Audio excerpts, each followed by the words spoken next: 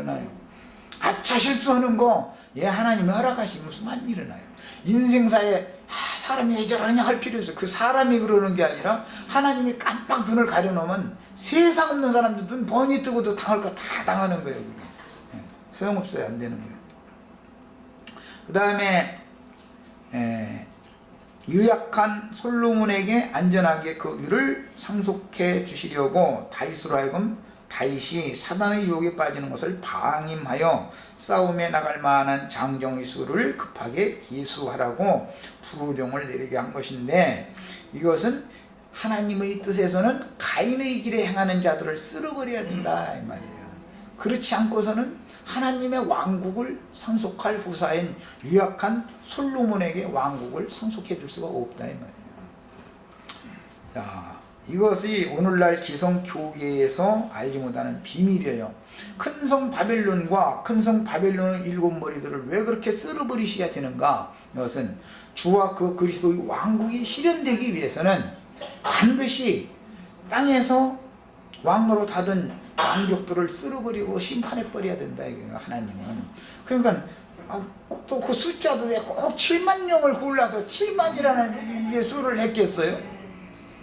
그러니까 기성교계에서 교권을 누리고 있던 자들은 궁극적으로는 주와 그 그리스도의 왕국, 즉 천년 왕국을 상속받을 수 없다. 그걸 지금 계시하는 말이죠. 이제 이렇게 하면 이제 완전히 사무엘하 24장 전체의 배경이 이제 다 해결이 됐어요. 이번에 사무엘하 3장 39절 소급해서 한번 읽어봅니다. 사무엘하 3장 39절입니다. 내가 기름 부음을 받은 왕이 되었으나 오늘날 약하여서 스루야의 아들인 이 사람들을, 이 사람들은 요압과 그를 따르는 수하 사람들을 말하는 거예요. 이 사람들을 제어하기가 너무 어려우니 여호와는 악행한 자에게 그 악한 대로 갚을지로다 하시니라. 이 다윗의 이 말은 예언이 되어졌고 다윗의 말년에 그대로 실현이 됐죠. 이제 이것은 뭐예요? 큰 음녀와 큰 음녀의 일곱 머리들, 가인의 길에 행하는 자들은 이 땅에 살아있는 동안은 그들이 교권을 가지고 주장하니까 주님과 주님의 사도들을 오히려 죽일 수도 있고 권세를 행할 수 있죠. 그러나 그들의 무죄한 피를 흘린 핏값을 하나님은 최종적으로는 반드시 갚는다. 그러니까 이들은 이 사람들을 하나님은 어떻게 할 거예요? 천년 왕국에는 유업으로 받지 못하도록 심판해버린다 그 말이죠. 이것이 이제 온역을 일으켜가지고 7만을 죽인다 이렇게 상징을 해놓은 거예요. 요압과 요압의 군권을 전적으로 따르는 군사들은 지난번 압살롬의 난과 세바의 난 당시에 보여주었듯이 왕명도 우습게 여기고, 왕이 사령관을 임명해도 소용없죠. 현장에 가면은 요압이 가서 죽여버려. 몰래 가서 죽이고 나서 지가 아주 좌지우지 다 해버려. 지가. 그래도 다윗 왕이 일단 전공을 세우고 돌아오는데 그거 어떻게 할 거요? 사람 죽을 일이지. 그러나 사실은 그 역적이죠. 사령관을, 자기는 사령관이 아닌데 전선의 총사령관을 전선으로 파송했더니 지가 가서 몰래 가서 형은 평안하시뇨 이러면서 성을 잡았더라 그러고는 여기서 찔러서 죽이고 이 짓을 한다는 거예요. 그리고 나서는 지가 사령관 노릇을 다 해버려. 왕 명령 없이. 그러면 지가 왕이라는 거 아니에요, 말하자면. 자, 우리나라가 이제 불행한 역사에 있어서 전두환이라는 사람이 정권 잡을 때 그런 일이, 참모총장을, 저 얘야 사단장이 참모총장을 갖다 막 죽여버려. 이건 있을 수 없는 거죠. 참모총장이라는 것은 대통령을 직접적으로 이 수도를 지키고 대통령의 그 청와대를 지켜야 되는 책임을 진 사람인데, 그 사람을 일개 사단장이라는 사람이 육군 참모총장을 가서 막 죽여버려?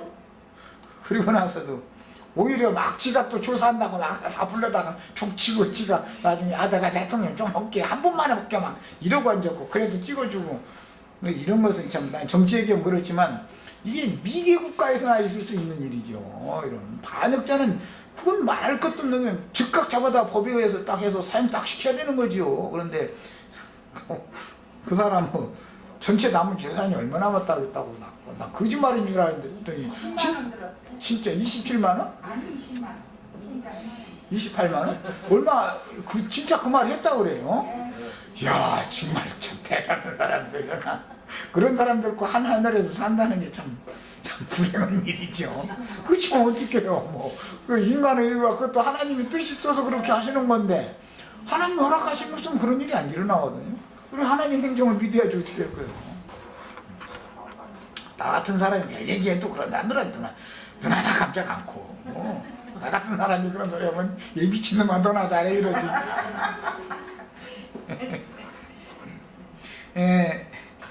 참 우리나라는 참 불행한 사건이 많아서 성경 읽어보면 성경 해석하는데 아주 너무 도움을 많이 받아.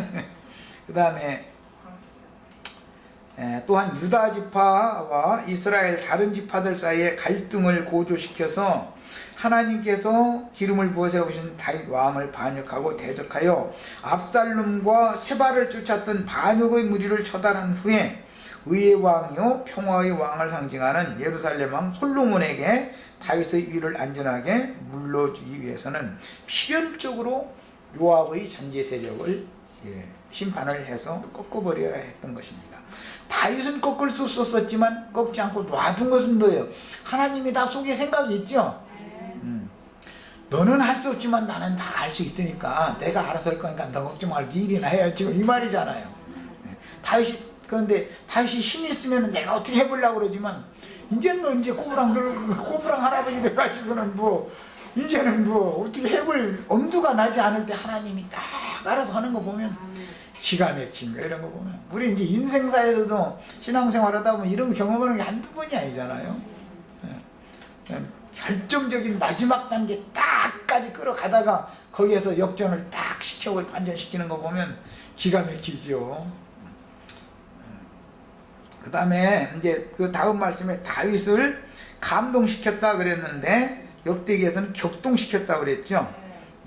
격동이라는 말은 격정적으로 그 마음을 동하게 움직이게 했다 이제 그런 말인데 가서 이스라엘과 유다의 인구를 조사하라 하신지라 라고 되어 있는데 역대상 21장 1절에서는 사단이 다윗을 격동하였다고 기록하였고 하나님께서는 사단을 다윗에게 보내어 후사상속을 앞둔 다윗을 격동시켜서 당신의 뜻을 이루기 위해서 두 번째로 이스라엘에게 재앙을 보내어 제단의 털을 닦으라는 뜻임을 깨닫게 하려고 지금 재앙이 올 수밖에 없는 이런 명령을 하게 한 것이에요. 하나님의 깊은 뜻을 깨달을 때까지 다윗은 사단에게 시험을 당할 것이며 그 결과 이스라엘의 얼마가 휩쓸고 지나가는 온역에 의하여 재앙을 당할 것인데 다윗은 인간의 잘못에 대한 하나님의 공의로운 심판이 비단 전쟁만이 아니라 기근과 온역으로도 집행된다는 것을 분명히 깨닫게 될 것이며 이번 재앙으로 인하여 친히 준비하신 제단 터와 번제물과 번제물을 살 화목을 값주고 사서 번제와 화목제를 드리는 이상을 실현하게 될 것입니다. 그 다음에 왕이 이에 그 곁에 있는 군대 장관 요압에게 이르되 너는 이스라엘 모든 지파 가운데로 다니며 단에서부터 부엘세바까지 인구를 조사하여 그 도수를 내게 알게 하라. 이게 이제 명령을 내립니다. 근데 이스라엘에서